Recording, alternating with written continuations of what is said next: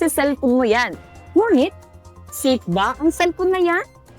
Kaya naman, ginanap ang isang press briefing katuwang ang DepEd sa pagtalakay ng online safety matters. Impression that this is a serious matter and that this needs to be addressed now.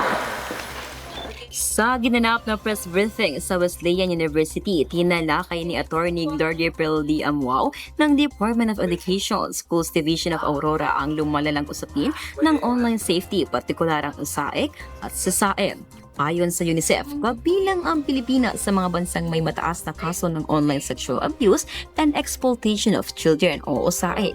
Isang krimen kung saan ginagamit ang internet upang abusuhin ang mga bata kapalit ng pera o iba pang benepisyo. Samantala, ang Child Sexual Abuse and Exploitation Materials o SASAEM ay tumutukoy sa mga larawan, video o anumang digital content na nagpapakita ng sexual na pang-aabuso sa mga menor de edad. Ayon kay Amuao, Okay, ang krimen ng SASAEM at OSAEC ay syempre alam naman natin na ito ay may masamang epekto sa ating mga kabataan. Well, unang-una, sinisira nito yung mga pangarap nila. At ang isang epekto ng crime na to, you become a victim of this.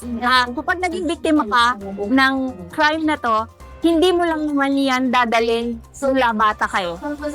That will magiging binigyan din ni Attorney Amuao ang mahalagang papel ng mga magulang, guro at komunidad sa pagbabantay at paggabay sa kabataan sa ligtas at responsabling paggamit ng internet. Sa huli, paalala ng DepEd, ang kaligtasan ng kabataan ay responsibilidad ng lahat, online man o offline.